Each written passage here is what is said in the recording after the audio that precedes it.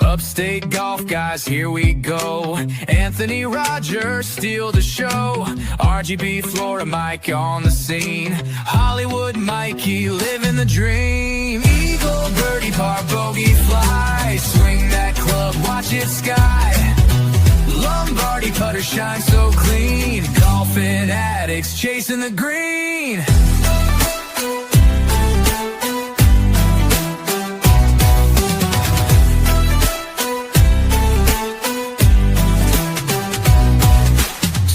Up balls from trouble spots, off the tee or random plots. Long drive legend with a grin. Grip it, rip it, let's begin.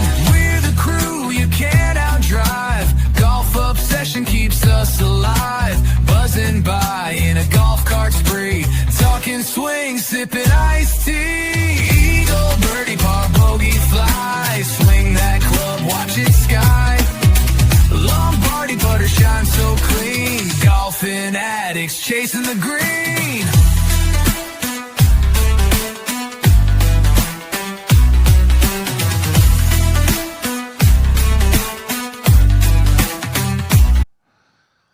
And welcome back to another episode of the Upstate Golf Guys Podcast. This is episode 102. Raj, can you believe it, man? We're into the hundreds. You made it, man. You made it. It's crazy. We just celebrated 100 episodes last week, a couple weeks ago, man. It's been a fun ride. It's been a fun ride. Yeah, I missed the episode with the guy with from the simulator and the club repairs and everything. You got to hook me up. I got to go get my pitch. Yeah, buddy. That was actually Evan was an awesome episode. Evan. That was I wanted to say Ethan, so yeah. That's actually going to be the spot to go, other than the bunker. I'm not even going to touch that place. I'm going over to his spot all winter long. He's going to hook us up. Closer to my house too. Yeah. But yo, along those 100 episodes, we had my man on once before, and guess who's back? We got him. Guess who's back, baby? Marty McDangle. What is up, my dog? Hey guys, thanks for having me back. I got one question to ask though. What? Can I actually remember that time I couldn't even hear what Uncle Paulie was saying, and he was talking smack about a peanut and a nut cup? You remember that? I do remember. Oh my god! If that happens again, man, and Jimmy Dowd's trash talking me later on in the episode, I'm gonna be pretty pissed. Not gonna lie. You already listen. I literally was gonna try to keep it a secret, and he already dropped the ball in the first 3 minutes. McDangle, 3 minutes. But before we talk about that, I want to introduce our new guest who has not been on yet. I've been following him for a little while now, and I'll tell you what, this guy is a freaking monster. He is a freaking monster. He goes by Hockey Hulk. What is up, dog? How you doing this evening? How's it going, guys? It's going up. It's going great, man. It's going great. Now, you guys got something cooking up, man. I love what you guys got cooking up. I just wanted to give you guys the time before we bring our big guest on. Marty, why don't you talk about? Oh, you're saying we're not big guests. I mean, you're kind of like the soft opener to this one. I leave this room right now. Yeah, man. Marty, I wanted to give you the platform about what you guys are doing right now. I think it's awesome with the hockey. Well, first of all, I have to say we're switching things up a little bit. This is more of going to be a hockey podcast, not really talk much about golf. These guys kill it with the hockey content. They're awesome follows. But Marty, I'm going to let you take over and kind of tell the listeners what you got going on with Hockey Hulk most recently. Yeah, man. So I met Hockey Hulk on Instagram and TikTok. I think it was TikTok I saw him first, and I was like, who the hell is this guy? And I kept reaching out to the guy. I was doing golf content pretty much exclusively because the hockey stuff that I was doing, it's hard to make content solo, but doing golf content solo is super easy in my opinion. And all I do is just put a little bit of music behind my videos and just me golfing, me putting, super easy stuff, basic stuff. And I kept reaching out to Hulk to golf, and Hulk, you can take it from here. Why don't... Hulk, have you ever golfed, or is the game of golf new to you, man? I have golfed. I couldn't tell you what my handicap is or anything. I'm kind of like the Happy Gilmore. It's like, I just want to play hockey. I love it, man. I love it. That's awesome. And now, did Marty just run into you rollerblading around, Minnesota Stadium? What's the stadium that you guys, that the Minnesota Wild play at? I know you're always out there, Marty. You talking to me or talking to Marty? Well, either one of you guys. I know you guys are always around there rollerblading. What's the name of the stadium, though, again? Marty. The XL Energy Center. So basically what happened, man, was I think Hulk is one of those guys that don't trust anybody.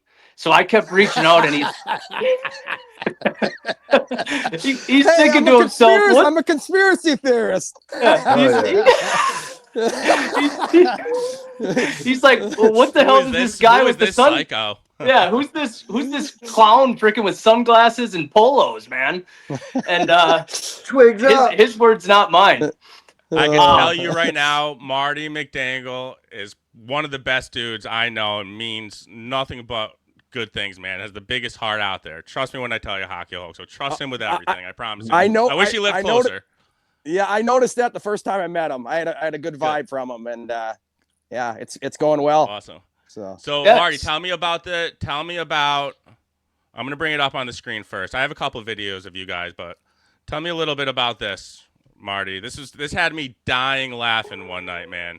This is genius. So breaking off of where we just were at. So basically, eventually he did meet up with me, and I was like, this guy needs a little bit better videos going on. So I was like, take your shirt off. Let's run up the stairs like you're freaking Rocky Balboa with your rollerblades on. And one thing led to another, met a couple times. And at one point I was like, dude, let's just start a team where we can put all of our content together. And Jade, how did it go down, how we came up with the name? Well, you called me up, and we were having a little conversation, and just like off the whim, I'm just like, I don't know, just like Mighty Danglers, I was kind of thinking of Mighty Ducks, and Marty liked it. It kind of stuck, and he put out the logo, and you guys talk about you guys couldn't stop laughing. Boys, I could not stop laughing. I couldn't even sleep. I'm telling you, dude.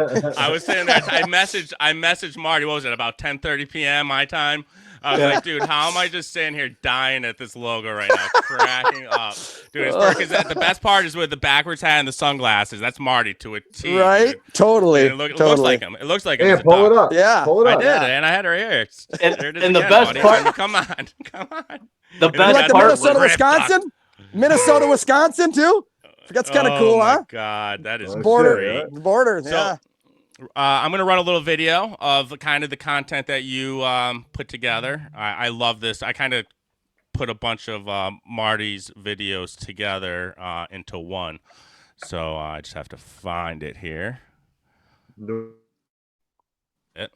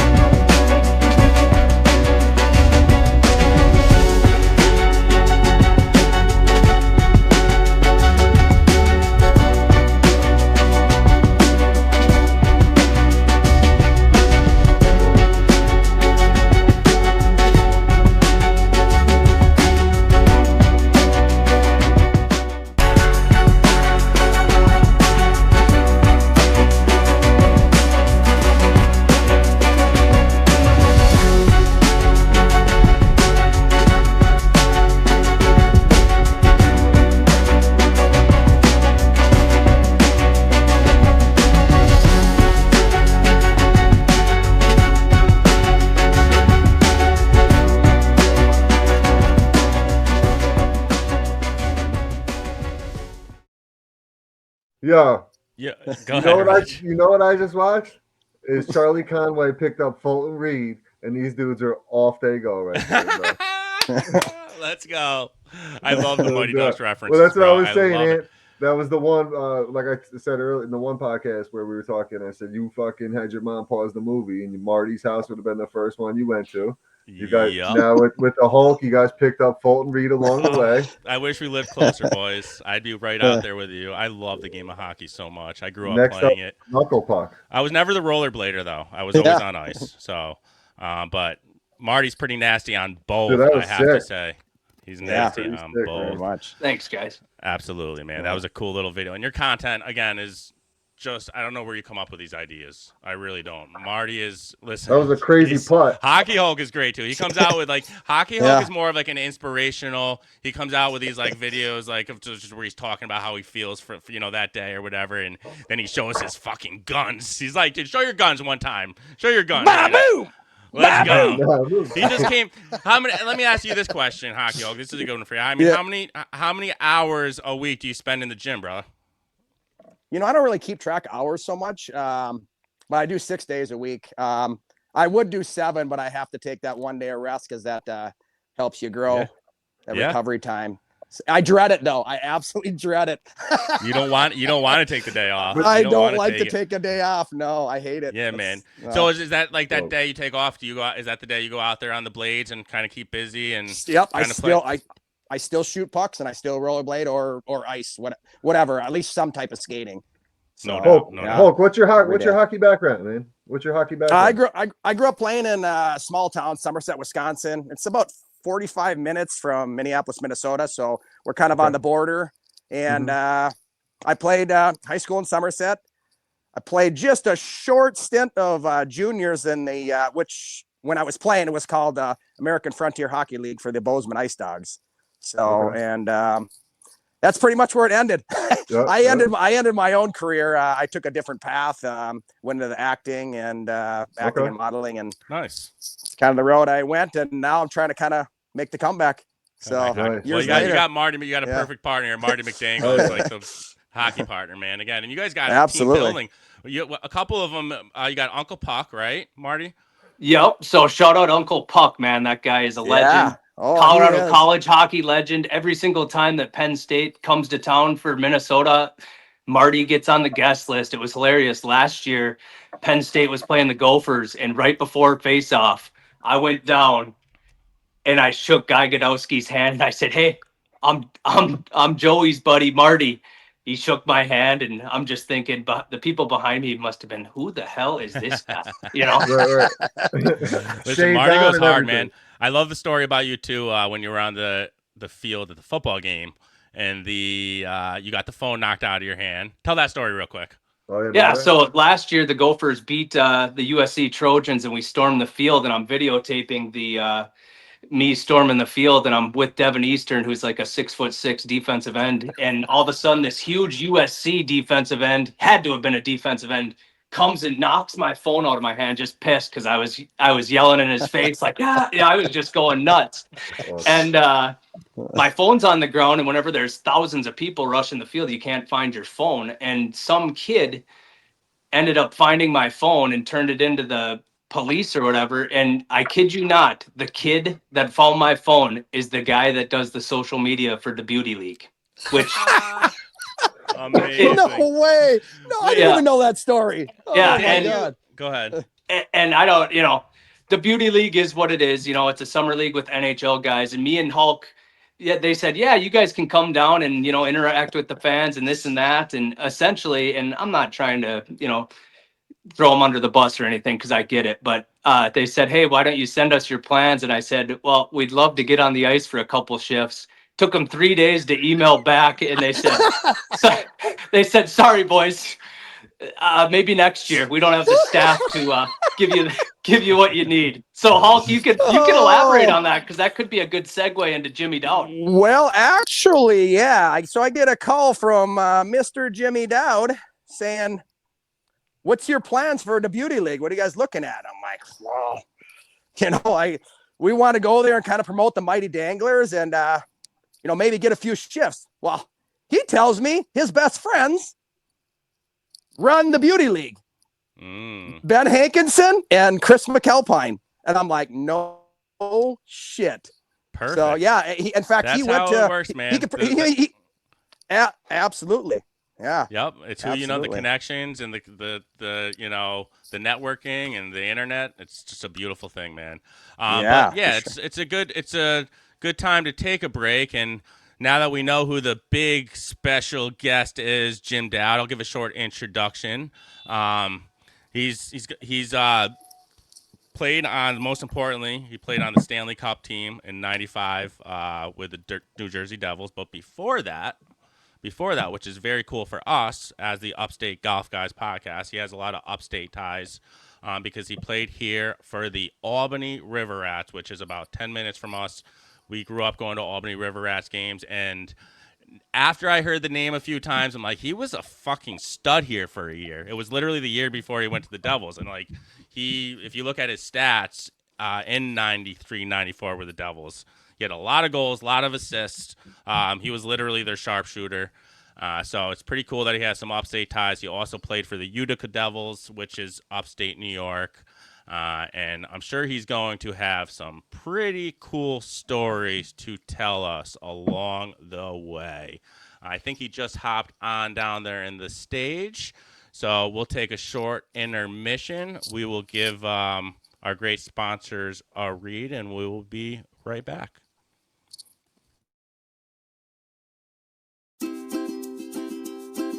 Is your swimming pool looking more like a pond these days? Don't sweat it. Swimming Pool Repair Experts has your back. Since 2000, Swimming Pool Repair Experts has been the trusted name for top-notch in-ground pool renovations across the greater capital region. From liner changes and pool bottom refinishing to plumbing repairs, opening, closings, and stunning upgrades like lighting, benches, stairs, and decks, Swimming Pool Repair Experts does it all. Their expert team is ready to bring your pool back to life so you can dive into some summer fun. Because what's better than taking a nice dip after a long round of golf? Get a hold of Jim over at Swimming Pool Repair Experts today at 518-858-2587. That's 518-858-2587. Or check his website out, swimmingpoolrepairexperts.com. And don't forget to tell Jim that you heard about him on the Upstate Golf Guys podcast for that extra discount. All right, we are back with the main event. Jim Dowd, thank you for coming on the podcast, man. How you doing this evening? Yeah, you're welcome. Thanks for having me, guys. Absolutely, bro. This is a golf podcast, but, golf and hockey go hand in hand. Yep. And Marty is literally, he's been on my podcast 2 or 3 times in the 100 episodes. He's a good friend of mine now. So any kind of hockey we could promote, I would, love to do it. So we chatted a little bit about what Marty and Hockey Hulk got going on. Now I want to talk to you, Jim. I want to talk to you, buddy. Let's first bring it back. You have upstate ties with the River Rats, but I want to first talk about your big moment and that moment in Game 2 when you scored that goal. I want to bring it back first to that moment. Tell me about that game and that game-winning goal. It was amazing, man. It was surreal. I mean, a Jersey kid, growing up in Jersey. Devils moved here in 1982. I was 13 years old. Like, I guess I rooted for the Rangers before that, and then we got the Devils here in 82. And I'm like, all right, we didn't have a baseball, football, basketball. We got a legit sports team now. So I started rooting for them in 82. Then in 1987, 5 years later, getting drafted by them out of high school. Not only that, then, I wasn't even thinking about college hockey or anything, just growing up, being a normal kid, trying to stay out of trouble, and then go to Lake Superior. And then a few years later, playing with the Devils in the Stanley Cup Finals. And here we are in Game 2 in Detroit. My youngest brother, John, was out there. I'm one of 7 kids, 5 boys, 2 girls. And second youngest, my brother John, was there. And scoring a game-winning goal, not only the game-winning goal, but with 1:26 left in the third was it was surreal, man. Hockey Night in Canada, the whole thing, man. So you can't make that stuff up. Like I tell you, and I'm an American kid, so obviously, so it's like hitting a home run in the World Series in the bottom of the ninth to win the game or something. Yeah, that's amazing. So for the listeners that don't know about that, here's a video of that moment, and then we'll get into some of the River Rats talk. But this is awesome, Jim. Here's a shot for placing, and that's blocked. It comes back to the line, moving up Albany, now Chambers. He shoots. Big rebound, score! Jim Dowd giving New Jersey a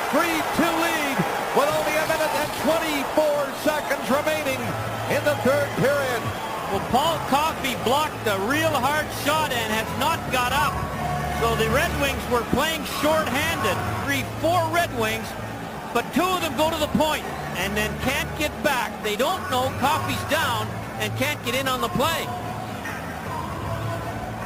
So the Red Wings were unaware, the forwards anyway. Such an amazing awesome. Man. Yeah, man. I always say not bad for a kid from Brick. You get chills watching There's that? young kids watching out there, or any coaches watching. You just tell kids. I tell kids all the time. You want to score 5 to 10 extra goals a year easily? Drive the net, stop in front with your stick on the ice, and you'll get. Yeah, man. If you're in the right place at the right time, and the puck is always going to end up there. There's you with your wife. You said you get to spend a night or a week with the cup, right? You literally get 24 hours. Now, I'll talk about that in a little bit. You literally get that Stanley Cup for 24 hours, and it's like freaking crack for people, man. I'm sure. Man. It really is the best trophy in sports. So, all right. So now that everybody knows who you are playing for the Devils, I want to bring it back. Real quick, though, on that moment, Jim, do you get chills every time you watch that moment? Like, that's got to be like, you know what I mean? One of those, like, holy shit, I just did that kind of thing? Yeah. You know when it really hit me? I played in the NHL until I was 40, right? I tried to squeak another year out at 41, didn't work. And then I was done. So that was 07, 08 was my last year. So 08, 09 season, I took my boys. They were little kids at the time. Like, I think Jimmy was a squirt and Anthony was like house league or something. And it didn't hit me really till I started taking them to games. And I took them to a lot of Flyers games because that was my last team. And the Devils games was both right there within an hour of my house. And down there for warm-ups, and I'm watching guys that I just played with the year before. That's when it really hit me. You know, it's like, wow, I guess it was pretty cool to play in the NHL. You know what I mean? Like, and that there, every time I see it, it's pretty wild. Like, I mean, look at that Red Wings team, man, some of those guys. Yeah. And it's just, again, it's surreal, especially for an American kid, Right. Yeah. I mean, it's many kids' dreams for sure. And there's so many levels. It's the same thing with golf. I mean, there's so many levels of golf. To get to the big leagues, to actually be there is so hard, and so many few get there. And then to be in the finals and in a Stanley Cup game, and then in your hometown, in your hometown, and then to score a winning goal. Like, are you kidding me? Yeah, to even be on the ice with 1:26 left in a tie game. Dude, so awesome. I do that on Madden with the Giants. You know what I mean? And Jim, what I read about you is like all the coaches loved you because you were just a team player. You didn't care if you were on the fourth line or if you would be out there on the first line, giving it all. You just wanted to play hockey, man, which I love and I respect. Yeah. I mean, that goes, and I have a couple. I do performance mindset coaching for youth athletes, and I tell them all the time, like, sooner or later, you just got to figure out how to fit in. For me, like, I was the best growing up in New Jersey, no problem. Best in college at Lake Superior, signed pros. I played, my first year in Utica, I got one game up in the NHL, but I was leading scorer. My second year in Utica, one game up leading scorer. Then my third year, I started in Albany, and they used to just call me up for the power play. I only played about 15 games, but then I got up full time. But then I sort of had a blip in my career where I wasn't a top 6 guy anymore. And I was like, all right, I got to figure out how to fit in here. And they loved me because I just wanted to play. And they knew if I was on the third or fourth line, I wouldn't bitch or complain. And if someone got hurt on the first one, I could fill in, no problem. You just got to figure out how to fit in and get someone to like you. You know what I mean? And going back to what you just talked about there, is just play it because you love it, and it all works out somehow, Yeah. So now I want to talk about your Upstate ties, man. And again, I'm sorry I didn't know about you had a pretty good trivia question, which I did not know. The first person that scored a goal for the River Rats was Mr. Jim Dowd. Yeah, the first ever River Rats, and with the best unis too. Those were voted actually the best uniforms in hockey for a couple of years. Absolutely. I have a picture of you here rocking out the River Rats jersey. Yeah. Man, we need that back in Albany. We need something back. Albany, and I'm going to be first to admit it, Albany is just, ever since the pandemic, it is drowning. It's sad. And the River Rats, when I did go to River Rats games, man, it was hopping. And it was, and then it wasn't, man. Once, because they kept changing ownership so much, I think that was the big problem. Yeah, but now you see the support with the Firebirds. That they've been winning championships, and winning helps. Winning helps. Yeah, sure. Consistent ownership and winning helps. You're right, and I still call it the Knickerbocker Arena, man. Yeah, always with the Knick, baby. I still do too, actually. The Knick and I love it. I don't even know what it is now. So, all right. So you played both the River Rats and the Utica Devils. Yeah. What was it like playing in upstate New York compared to the NHL, man? What were some of the differences? Well, here's the deal. So you'll love this story because you guys, especially hockey, you'll love this one. Marty, you'll love this. So I go to Lake Superior. Devils tried to get me to sign after my junior year. It took me 10 seconds. I loved college. I wanted to go back. I wanted to graduate. We already won one national, but wanted to try to win another one. Long story short, didn't work out. My senior year at Lake State, we go 28 straight games without a loss. Look it up. It's unbelievable. We got upset in the quarterfinals. No big deal. Had a great year, great career, graduated, signed a nice contract coming out of college, a 3-year deal with an option. And the Devils, Lou Lamoriello, the president and general manager, hired Herb Brooks to be the head coach of the Utica Devils. Just for 1 year. Because from I was drafted in 87. So from the 1987, 88, 89 draft, like 9 or 10 of us panned out from juniors, college, and Europe. So Lou Lamoriello put us all in the minors because they were obviously loaded up front, and we were just first-year guys. And Herb Brooks, so I was like getting sent down to the minors, and this is great. I'm going to play for Herb Brooks, man. And Rod, do you know who that is? Not to interrupt. You know who Herb Brooks is, right? ChatGPT just told me. Come on, Miracle on Ice. You better know that. I'm over here Googling this shit. Oh, man. So you better know. Herb Brooks, like really, he's going to Utica really just for 1 year to teach us what it's like to be a pro. Go. No assistants, no nothing. But Warren Strelo, who was, look it up, he was his goalie coach for the 80 Olympic team.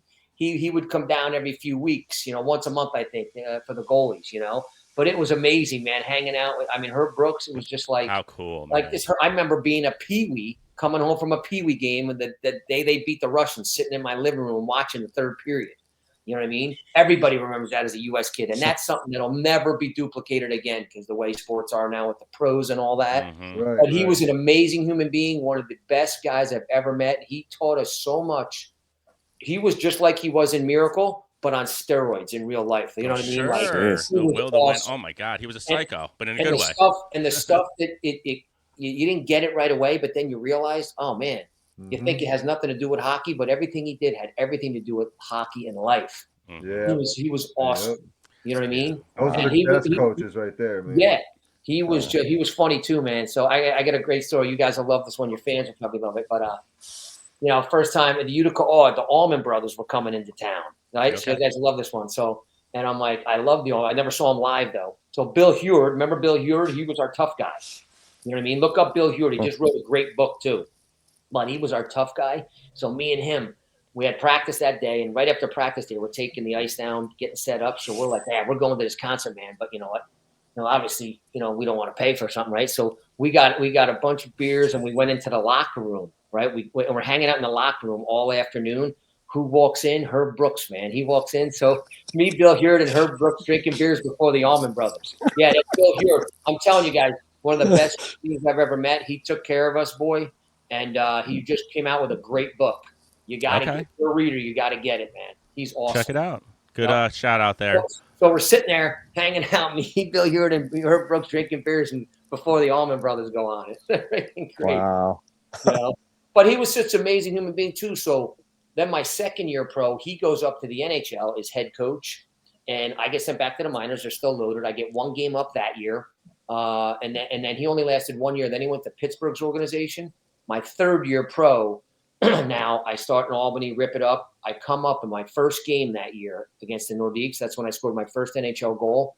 I still have it to this day. I don't know how he got my address at home where I grew up in Brick. I got a handwritten note from him congratulating me on my first NHL goal. And I hadn't talked to him in well over a year. That's so cool. Like that's the type of guy he was. That was amazing. That's so pretty cool. Like I get chills talking about him because he's one of the most. He's a great guy, man. He was so far ahead of everybody. The stuff we were doing back then is how hockey is now, and people laughed at him. That's why he didn't really have a great pro coaching career because he was so far ahead of the game. Yeah. I want to rewind for a minute with it because it just was on my mind with Herb Brooks and the Miracle. I want you to explain as a hockey guy. We all know and we hear how big of an upset it was, but as a hockey guy, I want you to explain to the listeners how big of an upset that truly was. I mean, for us to beat the Russians the way we did, or so they weren't the Russians then. What was it, the Soviets? Or I mean, it was. Yeah. Just explain it, man. Explain the feeling. You were how old at the time? I was 12 years old when we beat the Russians. Okay, But think about this. These were a bunch of college kids playing against the best team in the world. Yeah. The best team in the world now. So when I was at the Minnesota Wild, Mike Ramsey was our assistant coach the 4 years I was there. Yep. And we asked him how the hell, like it was, he just laughs about it. You know what I mean? How they beat them. They could play them 1,000 times and they're going to lose 999 times. Yep. It was just fate. It was unbelievable. And that's just a perfect example of, you have to use that as fuel for the fire with the kids. When you have individually, when you get your mind right, your body right, and as a group, you can really do anything that's realistic. I mean, one time beating them is realistic. That's about it. I mean, it's unbelievable though. And then Slava Fetisov, it's great. Slava Fetisov, him and Starikov are the first two Russians ever to come over here, play in the NHL. Yep. And when they signed pro, they came here. I'm still great friends with Slava and Starikov to this day because they were in the Devils organization. And the guys used to bust their chops about how the heck did you lose to Frick? Didn't they come over and smash like the Rangers in the next game? No. So a week before, 10 days before the Olympics, they beat the U.S. in Madison Square Garden 12-2.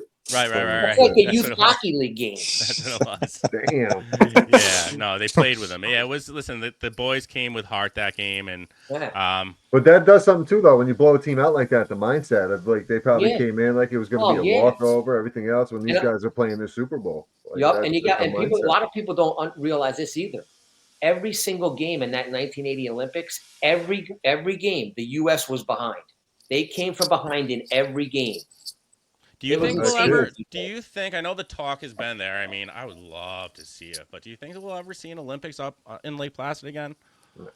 I don't know. I think they're kind of like rumoring it, but it's outgrown that now, man. Yes, 100%. You said it right there, RGB. It's definitely outgrown it.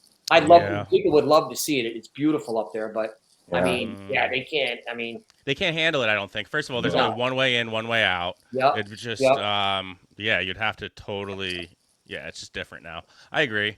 Maybe if they did like a part in like Lake Placid, you did like hockey in the big arena there. You did the ski jumps and maybe like the luge and bobsled, and then maybe do another part in say Albany or and then Lake George. It would be tough to do, but Lake George is still an hour and 20 minutes from up there, so I'd love to see it, but it'd be tough. But Jim, I know you had all this success. I want you to give your sons a shout out now. Both collegiate hockey players, and then your oldest, another upstate New York tie, right? Why don't you give them the shout out? Yeah, so Jimmy Jr. He's and I grew up. I coached both of them all the way up. I got married at 28, didn't have kids till 32, so started a little bit later. And then when I was done playing, I went right to coaching them. So I was actually 41 years old. I went to training camp again with the Flyers without a contract. Didn't make the team. Paul Holmgren's like, Jim. I go, Homer. No big deal. I really didn't. I'm 41. I didn't work out that hard. He wanted me to start coaching the organization. I said, you know what? My wife's been a trooper, 17 years, 10 teams all over the place. I'm good. I'm going to take some time off. I went right from there to coaching my sons, and it was great. So he just finished up at Penn State. So his freshman year was the COVID year. So he had the 4 years. And then he got the 5th year last year. So he went there, graduated. He's got a graduate certificate as well. And he just signed his first pro contract in the Devils organization. Nice. He's going to start with Adirondack Thunder. He's actually going with the Devils rookies up to Buffalo, September 11th, 12th, 13th, and 14th for the Sabres. There's 6 different teams playing in that. And congratulations to him, man. That's awesome.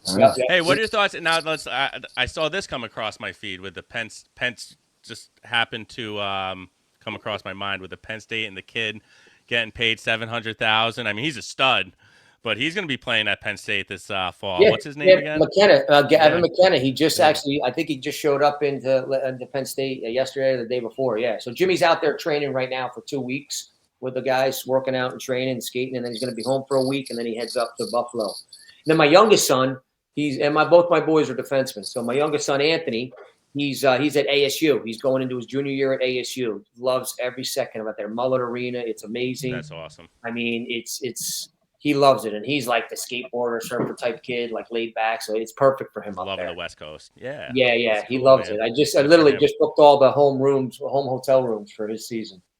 That's great. Yeah, man. They're love seeing the family following your footsteps. That's pretty amazing, man. That's got to be cool. It's definitely got to be cool watching your kids like. Yeah.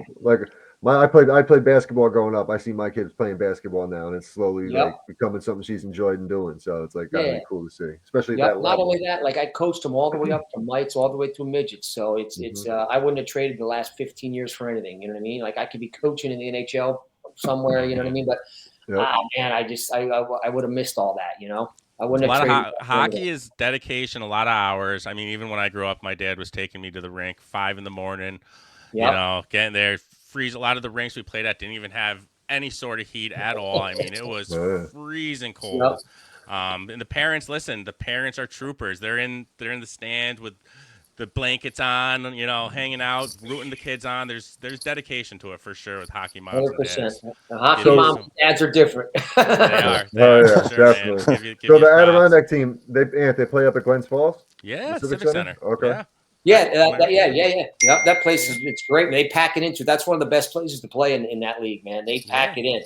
Nice. Yeah, well, I've been out there. I played out there, and I've been out there for a few games. Jim, I had this other video. Before I forget and don't play it. It's when you were mic'd up. I want to run it for the listeners. Do you remember this moment? I'm going to put it on there. Now for our Verizon wireless sounds of the game, New Jersey native from Brick, Jim Dowd. Let's listen. You know we're going to get chances, boys, so keep playing the right way.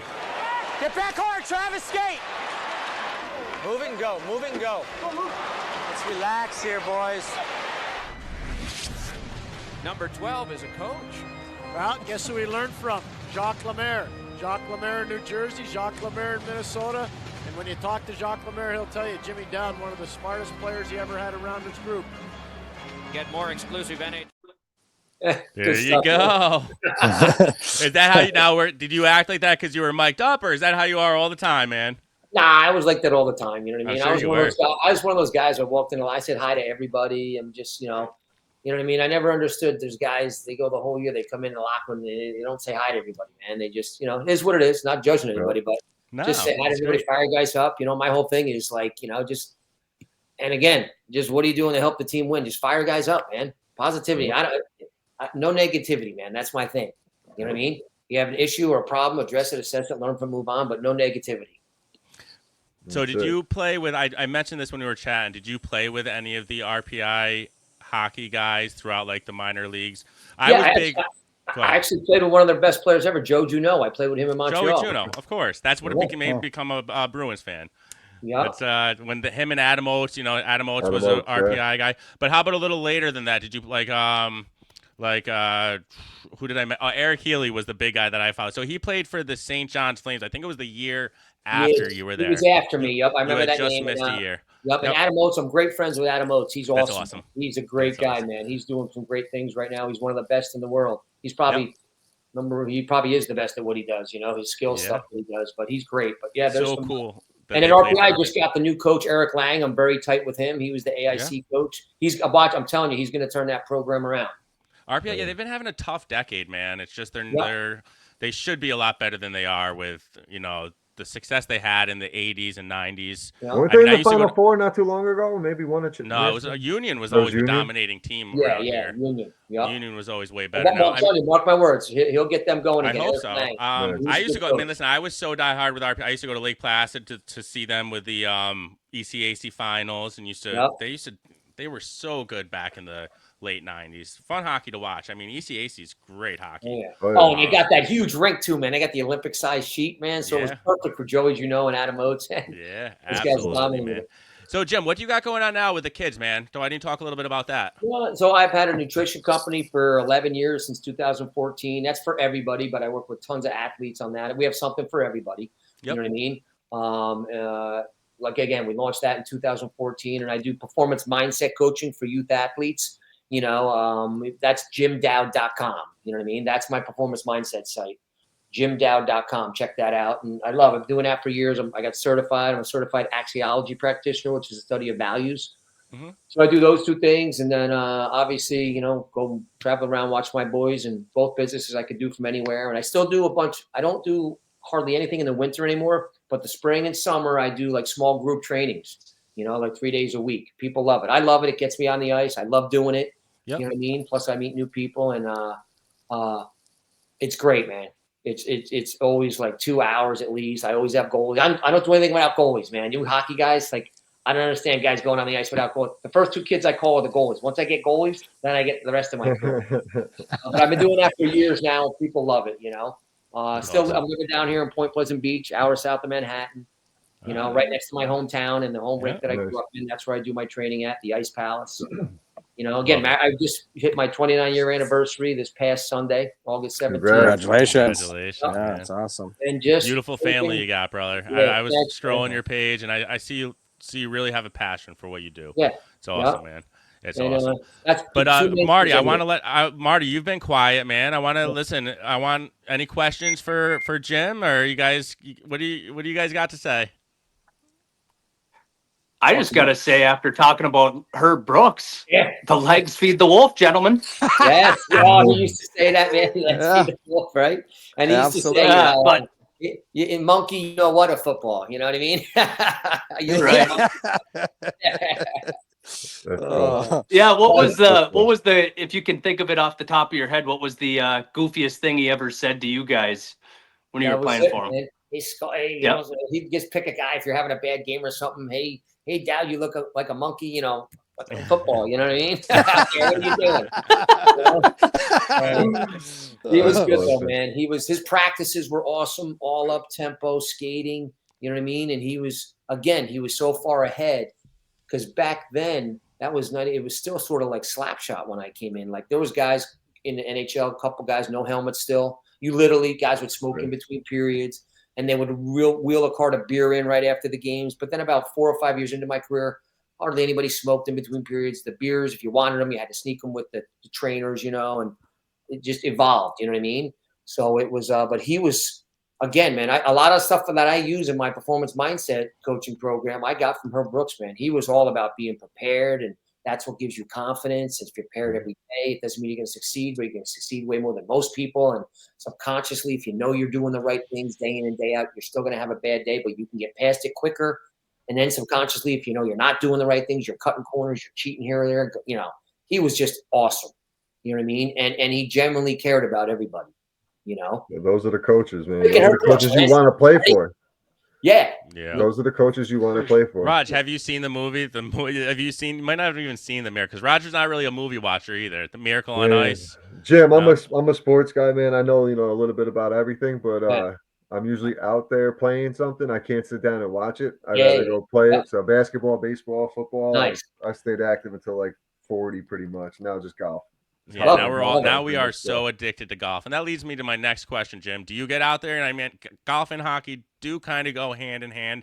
A lot of my hockey friends turn to golf. They all play golf now. And I feel like even at a younger age, my hockey friends played golf. Do you ever get out there and play? Yeah, you know, I never got the golf bug. Like I take my boys. Like I get invited to all the nicest courses here in Jersey, charity events, this and that. You know what I mean, and that kind of stuff. But I never got the golf bug. Like I'll take my boys, a couple nice places where my buddies are members. But I'm not a big golfer. Like I hit the ball well and all that, obviously. But I don't really score well. But it's one of those. I've been debating over the years to join a place. I mean, but I'm like 9 holes and I'm ready to go chase some squirrels and rabbits, catch squirrels in the woods.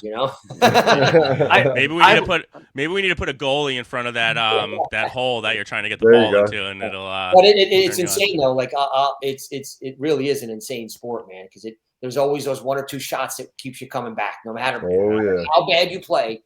There's always that. You'll get a birdie and then you'll have 3 8s. You know what I mean? For the guys that don't play on a regular basis. Right. Well, I got that bug, man. We got that bug. Trust me. Yeah, I caught it once I couldn't keep up with the young kids on the basketball court. Yeah. Chasing them around. I was like, I got to find something competitive to do. Yeah.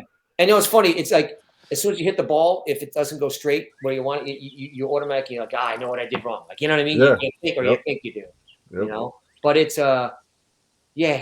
that's my gig, man. Like 9 holes and I'm good to go. But we just went to Matita Country Club. I took my boys. One of my buddies, remember that beautiful place in Jersey here, man. Gorgeous. Nice. And we actually all hit my boys are pretty good. They play more than I do, obviously. But we hit the ball pretty well. I had a great back 9. Our first 9 was okay, but I had a great back 9. Nice. Scrambles are always fun too. I mean, if you get out there and play those tournaments, scramble charity tournaments, they're always fun because You know what I mean? It's mostly best ball. You don't give a shit. It's kind of just like, hanging out with the guys, and you hit one or two good shots. Call it a day. But I played with some amazing, some guys that, they were all golf junkies. Most hockey guys are golf junkies. Like, Jeff Nielsen? Remember him? He played with Minnesota with us the first couple years there, Marty? Yep. You remember Neely, the Minnesota kid? Yeah. He played for the Gophers, then he was signed with the Rangers, then he came to us, and he was awesome. And I think he's trying to get on the tour. So we were out, and every time we'd go out on a road trip to LA and Anaheim, we'd go out for 6 days, you know what I mean? And they'd always give us 1 day, 1 or 2 days we had off, and we'd always go golfing. I'll never forget, we're at this course that's overlooking the ocean, and Neely, we call him Nielsen, you know what I mean? He golfed literally in bare feet, and he parred the course. That's how good he was, man. He was unbelievable. And he's been trying to get on the tour, since he's been done playing. Oh wow. Yeah, man. Some of these guys, they're really good. As a kid, one time I went and got Brett Hall's autograph at the Cloquet Country Club, and my God, could Brett Hall kill the golf ball? Oh yeah, it was insane. Yeah, he's not using an iron. He's taking his driver out every time. Yeah. So I did come up with a question, Jim, for you. I've been just kind of soaking it in. These stories are awesome, but let's take it back to the being down 3-1 and both of those series, those back-to-back series. I would say that's probably the best season in Minnesota Wild history. Just walk us through that season and that playoff run. Yeah, that was my third year there. My third year there, and we get into the playoffs. And I'll never forget. I was with Matt Johnson, who was one of my best friends, and we were sitting in his apartment waiting to see who we played because we finished our regular season, but we weren't sure who we played yet because a couple other games had to finish up. And then when the season's over, automatically they put right on the screen, TSN and all that, who your opponents are. And right off the bat, our first round opponent was Colorado Avalanche. And Matt Johnson, he's just like, because he's best friends with Rob Blake, and he just said, he's like, oh man, there's no way we could. I go, what? I go, watch, we're gonna beat them. I'm telling you right now. Wait till you see. You know what I mean? And Jacques Lemaire can get you to do amazing things, And we'd had a game plan and that. But we were down 3-1. We weren't playing bad in the series. And I'll never forget that game 5 was, or whatever it was, we're up 3-1, and Colorado's already planning where they're going to stay the next round. Tony Granado was the head coach, right? So we come out, we call it away. We were down 3-1, and we were having a practice. And all of a sudden, Jacques Lemaire stops. And he never flipped out like this. He flipped out on us, screaming and yelling, all that. And Andrew Brunette goes, and this guy's the only one right now that's blah, blah, blah. You know what I mean? Like, basically, guys, this isn't over. You know what I mean? Let's go. Just win one shift, one period, one game at a time, the old cliches. And we chipped away. We won, made it 3-2. Oh, boy. Oh, we made it 3-3, right? That's Richard Park scored in overtime, that game 6, right? Yep. And then all of a sudden, game 7, man, it was me, Sergei Zoltak, Andrew Brunette out there, and Andrew Brunette scores the game-winning goal and over. And the best part about that was is that the whole history between, Mario Tremblay and Patrick Roy, right? Back when Patrick Roy was with the Canadians, when Mario Tremblay was the head coach, and he kept them in there when he was getting barraged, and he kept them in there like 10 goals, and he wouldn't take them out. He wouldn't take them out. Go look it up. Go look up Mario Tremblay, Patrick Roy. And then that was, we beat them, and then we ended Patrick Roy's career. But that was unbelievable. We come back, and then we actually in the beginning of that game 7, we come back, win it in overtime. Then the second round, I want to see Patrick. There's so many different ways. I don't want to stay on your thoughts, but it's just so funny. I always call them Patrick Roy. I don't know why. But I just had to say that real quick while we're on. Or there was there was Patrick Roy or people. I knew that was wrong. But continue. I'm sorry. I didn't mean to stay on your thought. It's just funny to me. Yeah. We get Vancouver in the second round. Yeah.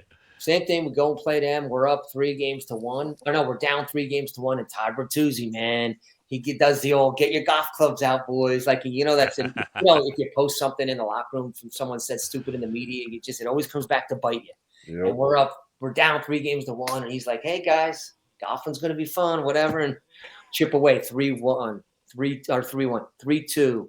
3-3. All of a sudden, we're back in Vancouver, man, and it was just like game 7, and we ended up beating them, man. It was unreal. That's awesome. And then we just ran out of gas. Was this? And I'm sorry, because I always focus on your Devils career. What years was this when you were with the Minnesota Wild? 2000 to 2004. Okay. Yeah, the first 4 years of Minnesota Wild. Yep. Yeah. And And then we play the Ducks in the third round, and we got swept by them. We just ran out of gas. Yeah. You know what I mean? They were, that's the year they went to the finals, and we just ran out of gas. We didn't get blown out by any means, but that was amazing. Right. Battling back to play 2 7-game series is gonna take a toll. Yep. And we really, if you think about that team, we were a bunch of journeymen that were good, solid players with a young Marion Gabrick. You know what I mean? Like Gabby was just turned 20 years old. Like he was our best, offensive player. And it was just me, Darby Hendrickson, Wes Walsh, Andrew Brunette, like Matt Johnson, Willie Mitchell, it was just a bunch of journeymen that happened to be have a good little run there. But that was amazing, And then the next year was my 4th year there. There was about 5 or 6 of us that were 35 or 36. We knew they were going to sort of trade us to get younger guys in to build through the future. So, but I had a great run there, man. 4 years. When the Ducks beat, was that when they had the Korea and Timu Salami? I can't remember his name.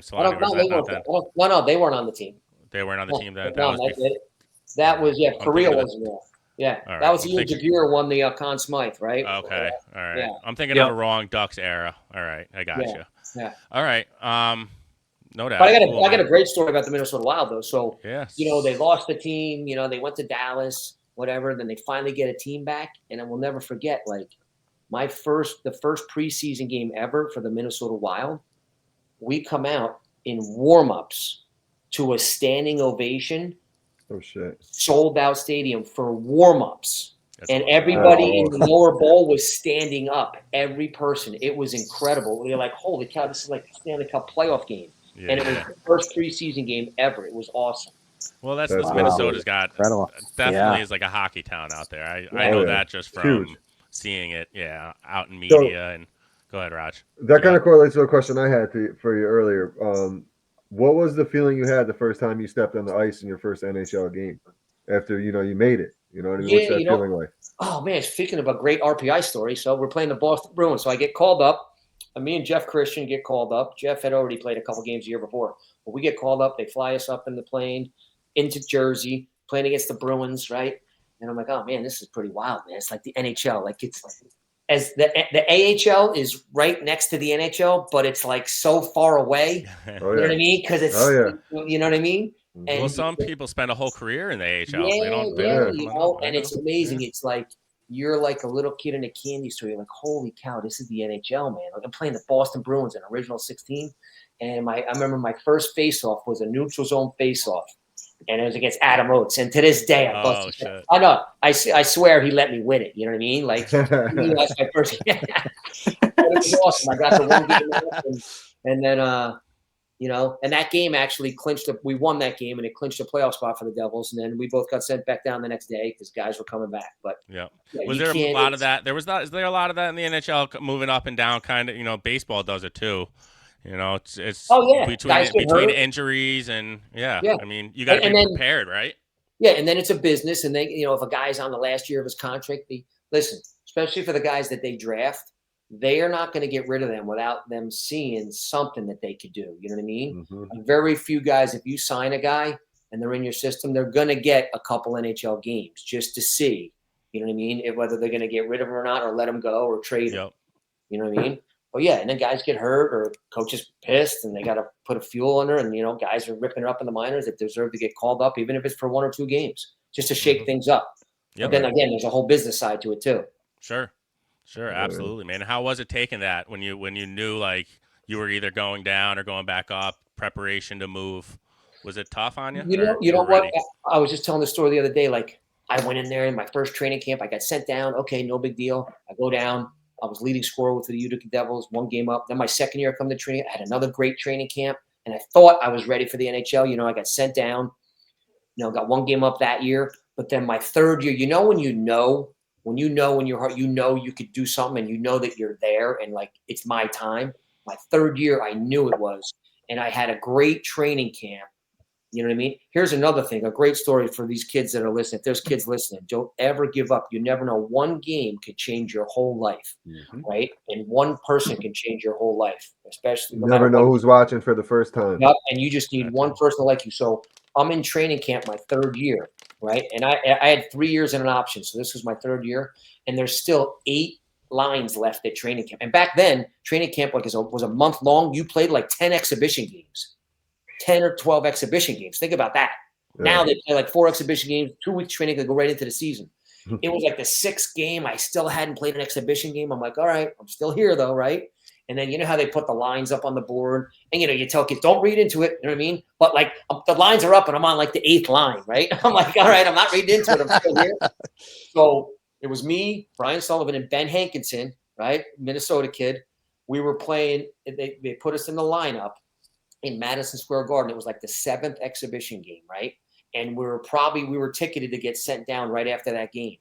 I had a great game that game, and they kept me up all the way to the end of training camp, and I just kept getting better and better. And then right at the last day, it's Jacques Lemaire, Lou Lamoriello, and Larry Robinson call me into the office, sending me down. I'm like, oh, man, guys. And I wanted to say my piece. I'm like, man, listen, guys, I know I'm ready to play. I'm freaking, and I was sort of going back and forth with them at it. I go, listen, I'm not going to go down with a bad attitude, but I just want, I'm ready to play, man. And Jacques Lemaire finally had enough, not in a bad way, but he's like, Jimmy, let me tell you, do you understand that me and Larry, we can play in exhibition games? The point he was making was there's exhibition games, and then when the NHL starts, it's a whole different level. You know what I mean? But I'm like, listen, I get it, guys. I'm just letting you know I'm ready, and I'm freaking. I know I could play, but they were still loaded. So long story short, I go down to Albany. I tore it up right off the bat. You did. I looked up those stats. You were a sniper. Yeah, you could brag. I tore it up right off the bat. I come up. I score my first game up in Quebec. I go on a good little run. Guys came back, and then I got sent back down to the minors. I'm like, all right, no big deal. They were still loaded up there. I'm tearing it up the whole year. And then, this is a funny story, guys. You got to hear this one. Keep going. So I'm living with Kevin Dean, Mike Bodnerchuk, and Ben Hankinson in Albany, right? In Albany. We lived over the bridge in a town started with an L. I forget what it was. Loudonville. Yeah, we live in Loudonville, right? So we're sitting there. We're out. We went out the whole night, right? And there was no cell phones back then, right? Our phone started ringing at like 5:45 in the morning. It rang, and it kept ringing, and it kept ringing. Nobody's answering it. An hour goes by, hour and 50, 7 o'clock. Finally, man, I get up. I go to answer the thing. I'm like, hello, who the fuck is this? It was Robbie Fatorik, our head coach. He goes, Jimmy, what the F are you doing?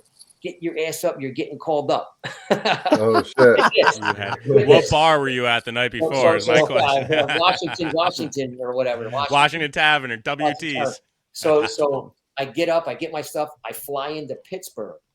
And I wasn't even supposed to be there. So John Weisbrod was our GM there in Albany. And Lou Lamoriello wanted to call somebody up. He wanted to bring David Emma up. But John Weisbrod was fighting for me to go up because I was playing the best at the time. He was going back and forth with Lou. And finally Lou says, F it. F it, bring Dowd up. By the way, Jim, you could say, fuck it, man. This is a golf podcast. So let it fly, bro. Let it fly. So, he goes, F it, just bring Dowd up. He's not going to play anyways. It's just in case. Because Bernie Nichols' son had died. And Bernie Nichols' infant son, 1-year-old son, had died. So he had to fly back to California. So I fly into Pittsburgh. They're playing the Penguins. And that year, if you look it up, that was 93, 94. The Devils never lost more than 2 games in a row at all. Not one time all year. Season? All season, right? Wow. So they're playing in Pittsburgh. That's stupid. So and listen, I get into Pittsburgh. I had the best morning skate ever.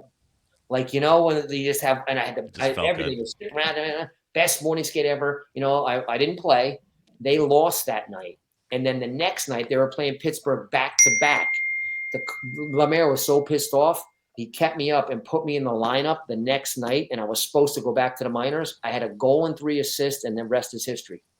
Oh, shit. Love it. That's awesome. I love it. That's a great Upstate story, man. I'm going to clip that one. That's going to be the ready. one. You got to be ready, and you never know when your time's going to come.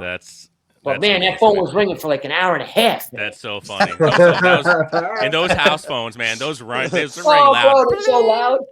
Those so are loud, loud. man. Did you have an answering machine back then? What's that? Did you have an answering machine? Probably the tape was probably had to be flipped over.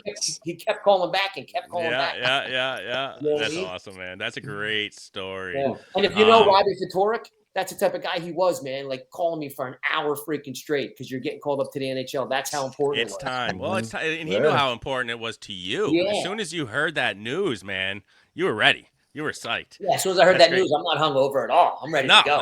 No. You're ready, man. You're juiced. You're ready to go. That's awesome. It's awesome, man. Jim, this has been incredible. I could keep this podcast going all night.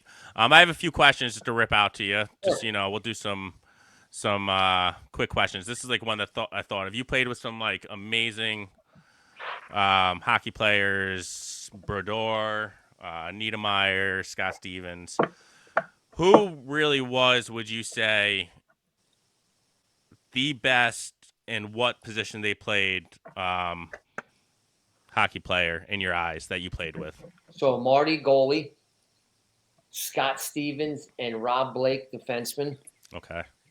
Scott Niedermeyer too. He's right in there. Niedermeyer was nasty. Right? I know. I remember him. Let me think, man. Joe Sakic, best centerman. Right. Alex McGillney, best winger. I remember McGillney. Yeah. He played on the. Did he play on the? Who else did he play on besides? He was the Sabres. Devils. Yep. Yes. Awesome guy too. Yes. Playoff player, Claude Lemieux by far. If they go by freaking Hall of Fame for playoffs, Claude Lemieux should be in the playoffs. Yep. Okay. One of the most natural guys ever. The most skilled guy I ever played with by far, hands down. He still dominates today's NHL. Alexei Kovalev. I played with him in Montreal. He was insane. One guy that could change the game, and he was freaking. You don't think he's this big, Stefan Richer? I mean, he was insane, man. He was. People don't realize it, but he was 6'2", 237 pounds, and he could freaking just fly. Wow. He was unreal. And I'm sure I'm missing some guys in there, but yeah, they're I mean, one thing I noticed about hockey is, I mean, I'm sure some players have shorter careers due to injuries, but someone like Jágr, he's like, I feel like he's still playing in like a semi-pro hockey team. No, he's playing pro over in Europe, man. He is, right? Like, how do these guys, for the beating you guys take, and it is a very, very high contact sport, and we know that. How do some of these guys like last that long? It's just incredible to me. It's just incredible to me. I know. They just take care of themselves, man. Like I said, when I first came in, it was, but then little by little, I mean, these guys are in insane shape now. You know what I mean? There's like, listen, let's get one thing straight. There's still some partying going on, but nothing like it used to be. And there's so much money at stake here. And these kids are machines. I mean, I look at my boys, and you can say all you want. It's just a natural progression, right? Yep. These guys, like when I played, we were in way better shape than the guys in the 70s. You know what I mean? Right. In the early 80s. You know what I'm saying? In the mid 80s, and it just keeps going. But Jágr, he's a workout freak. He's that's what he does. He is a beast. Dude, I was using him in NHL '96 on Sega. Yeah, and he doesn't want to get fat, man. That's why he's still playing. He said that the other day. That's awesome, man. That's great. That's good for him, man. All right, another Spitfire question. What's your favorite hockey movie of all time?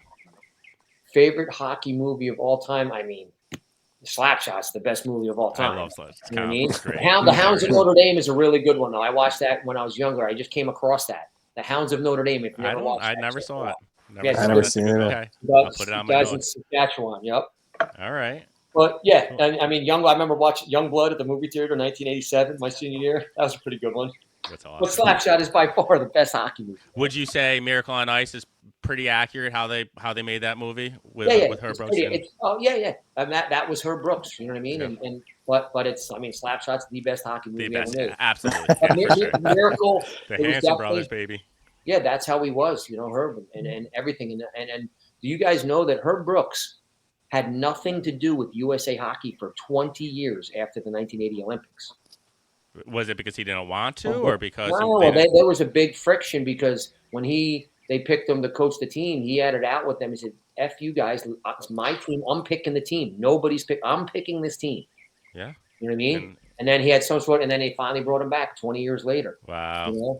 I mean, he was a big proponent of. He used to sit and tell stories. He was a big proponent of. He didn't like the fact that he believed that everyone should go back home and play for their hometown, and then in the summer bring the kids together and all that. Don't take the best kids from their hometown, and sort of like what the NTDP is doing right now. You know what I mean? Like, I mean, there's a couple different ways to look. Are they really developing kids? No, they're just taking the best players.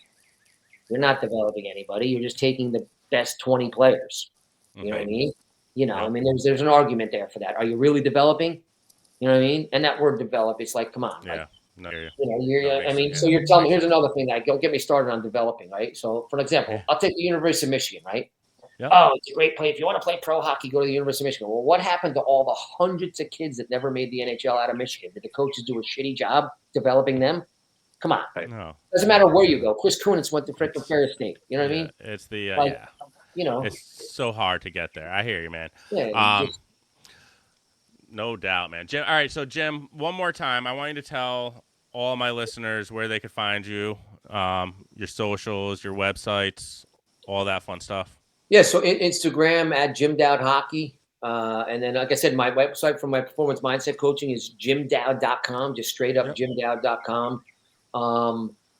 Yeah, what else? I'm on Twitter. I got back on Twitter. I was banned from Twitter for 5 years. That's a whole nother subject. Different. Boy. That's okay. That's a different show. Yeah. Okay. Okay. All right. Listen, we got a show for that. I'm sure we think a lot alike, man. Yeah. I'm So, with you, man. Yeah, that's it. Basically, I'm on LinkedIn, you know what I mean, and all that. Yeah. I think I just got on TikTok, you know. I just joined TikTok. I'm still not on there, man. I don't know. No, my buddy told me. My buddy told me tons of truth is coming out on TikTok, man. All right. So get on there. Marty's been killing it. I know Hockey Hulk has been on TikTok for a while, and I think they shut him down for a little bit, didn't they? Hockey Hulk.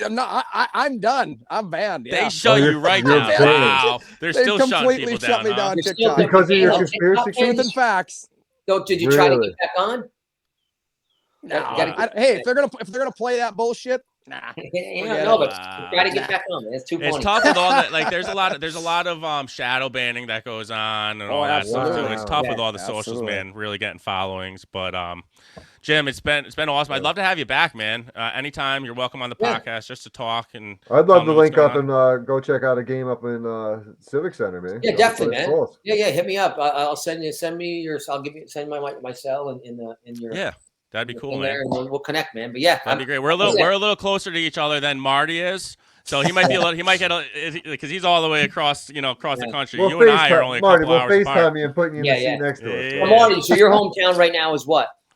I live in just outside of Duluth in a tiny town of Esco. So my hometown's Cloquet. So hometown of Corey Millen, Derek Plant, Jamie Langenbrenner. Yep. Oh yeah. Yep.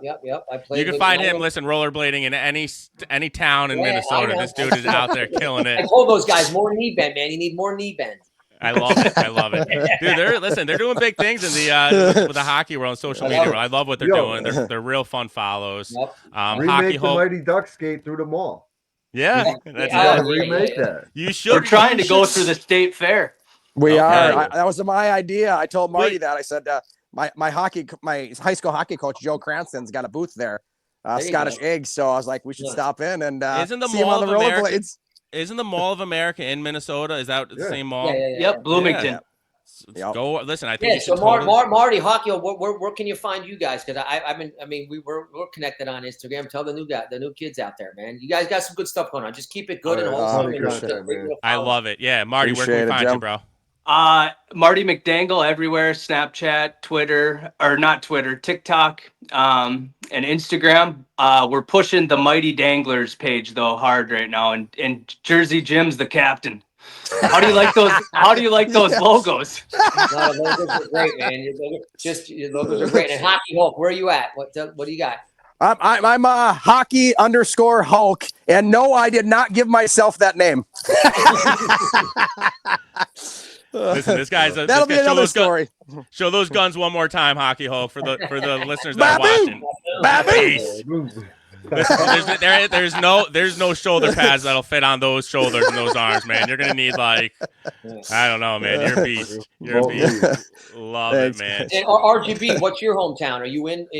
I'm in Upstate. Yeah, I'm in Troy, New York as well. So good. He's right next to me. Oh, if we link up, he's coming with me for sure. If we, are you going to go to any games in Glens Falls? You think, or me? Yeah, I'm gonna go as many as I can, man. That's what I do. That's early. So That's what I do. we're literally, dude. We're 40. We're literally 40. You know where we are. You know where we live. I'm 40 minutes from Glens we'll Falls. definitely connect, man. Like I said, I'll come to a game the for good news about Jimmy is that the pro schedule, they have games during the week. So Anthony, the ASU are just Friday, Saturdays. You know what I mean? So we will rotate around, going to see Jimmy, going to see Anthony. You know what I mean? Love it. Let's do it then. Let's plan it. Awesome. I love it, man. I love to really appreciate your time, man. This was a great episode. Sure. I learned a lot about really hockey. I'm gonna go check out some old YouTube videos when I'm done here. You better. You better. All right, Jim, thank you so much again for your time, for coming on the podcast. I think the listeners are going to really enjoy this one for a change up. Again, we're 99% golf, but sometimes we switch it up, and it's a lot of fun when we do. It's a lot of fun when we do.